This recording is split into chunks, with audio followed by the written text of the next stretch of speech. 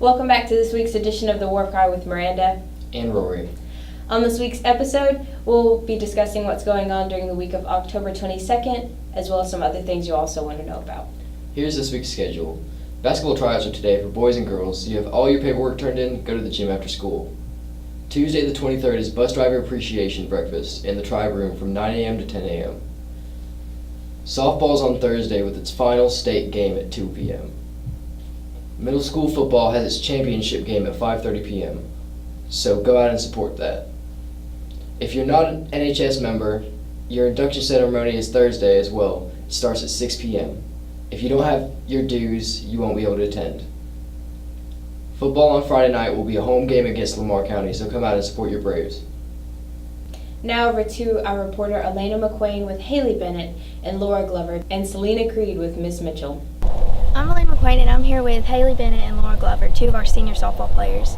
So, how does it feel making it into the Elite Eight this season?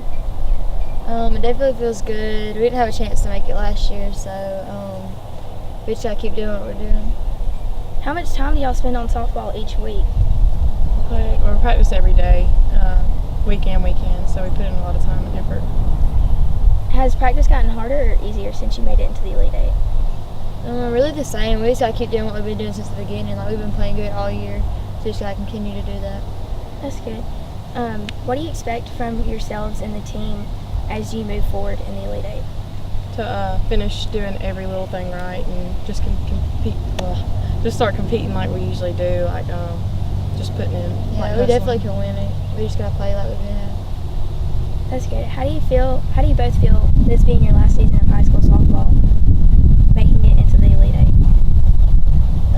I mean, we're not satisfied with the Elite Eight. Like, we want more. We want to win it all. But I mean, we're definitely proud of ourselves for making it this far. It's bittersweet, but we're loving every minute of it. Yeah. That's good. All right, that's all the questions I have. Thanks, guys. I'm Selena Creed. I'm here with Miss Kelly, who runs the coffee shop. So, when did the idea to make a coffee shop arise?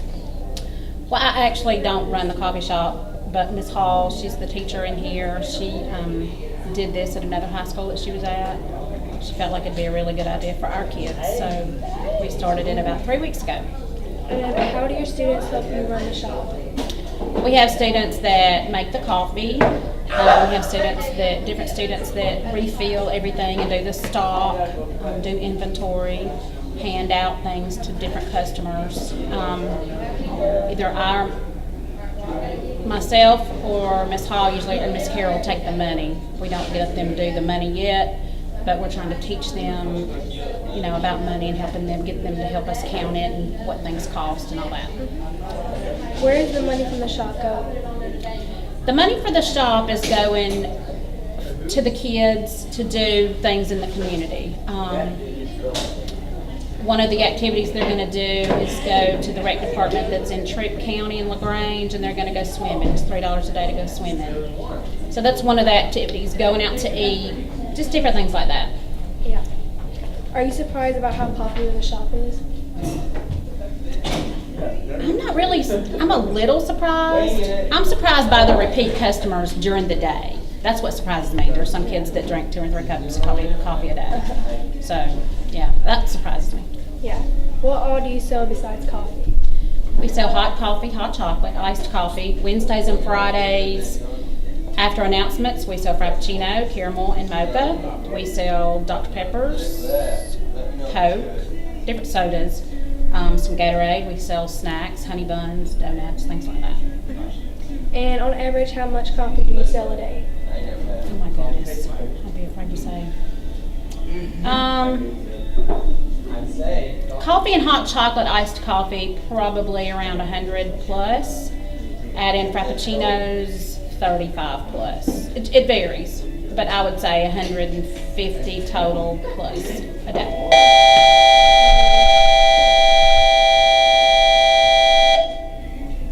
Now let's watch Ethan Sorrentino, Brandon Dixon, and Michael Payton with our segments Lunch Talk, Conspiracy Theories, and Weather.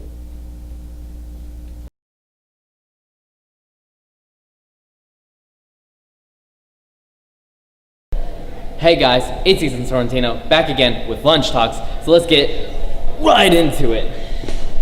We're gonna try to go out of this without a script.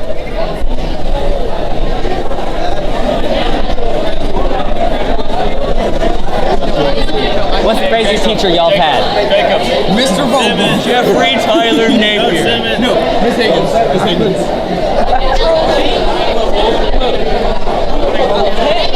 Who's y'all's favorite celebrity?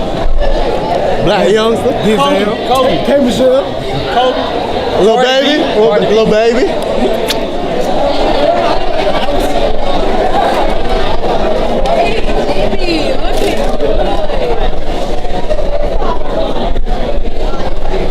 What's the most expensive thing y'all have broken?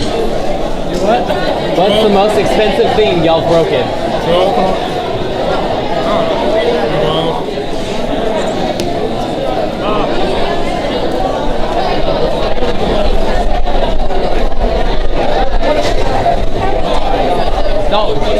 Dalton.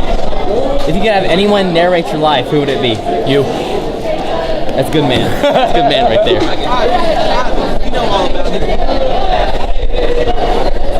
My name is Ethan Sorrentino, and that was Lunch. Hey guys, it's Ethan Sorrentino. We're back at it again with the weather. So this week's weather is going to be partly cloudy all week except Thursday. Thursday it's going to be showers in the morning. And we're going to have a high this week of 70, and the lowest it's going to get is about 40. So remember guys, if y'all are driving, wear a seatbelt, wear a jacket because it's going to get cold in the mornings, and be safe.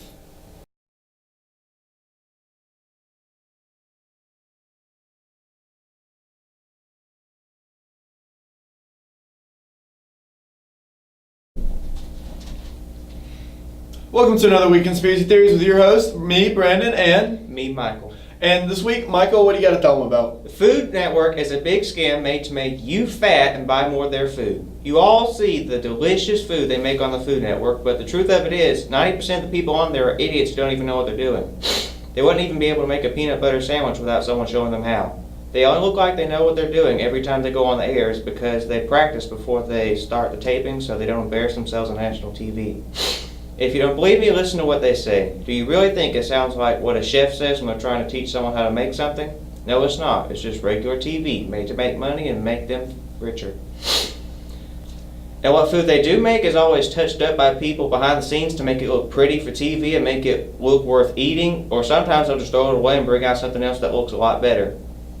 And all the shows that have people who fix stuff with special ingredients, it's all fake. They give them the special ingredients a day or two before the show starts so they can practice, and all the surprise is gone and it's only a show for your amusement.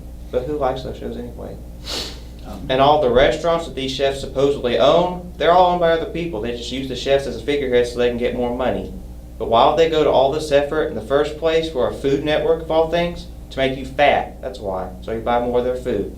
All the food companies know that if you buy their food and see it on TV, you'll want to buy more food and become fat because you eat too much food. So they made the Food Network so you can buy more of their food and be fatter and then die before you're 35. Fat people are worth a lot of money. They really are, the companies, yeah. Rome never fell and rules the entire world as a shadow government in Greenland. There's a lot of evidence behind this. It might be the biggest hoax of all time, the fall of the Roman Empire, alright? There's many books about this idea, or there's at least 3 that I looked over.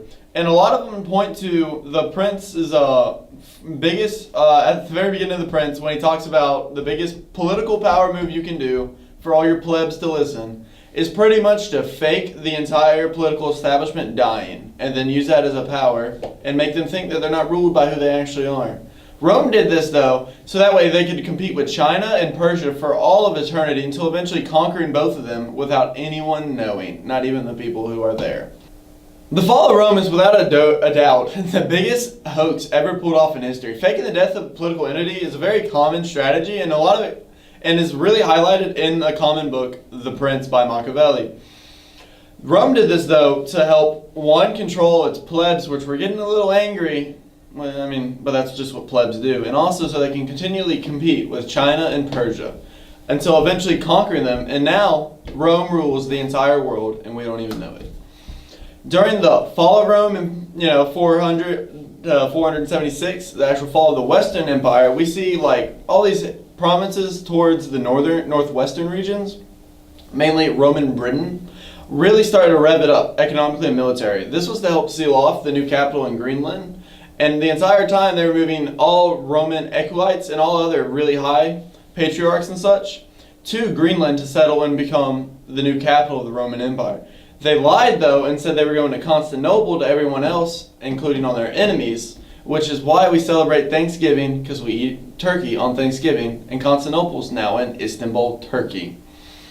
Over the course of all this extremely long rule, Rome has constantly just put provinces versus provinces against each other in what we call wars. This is pretty much all these wars now today are staged, and the last real modern war, or real war that was fought between Rome and anyone else, was the final conquering of Australia in 1493. Over all this time though, Rome has slowly built a whole new entire country under Greenland, and that is now the capital of the entire world, and it's under all these ice sheets, so that way we'll be able to never access it. There's a reason that today we have so much stuff from Roman language, like Latin being used so heavily, as well as in architecture. And this is because they actually rule the world. And I think that's a good conclusion to our segment this week. We'll see you next time. This is Brandon and Michael. And we'll see y'all next time. That's all for this week's episode of The War Cry. Stay tuned for next week's episode, and remember, It's a great day to make a play. He turned to me as if to say, hurry boy, it's waiting.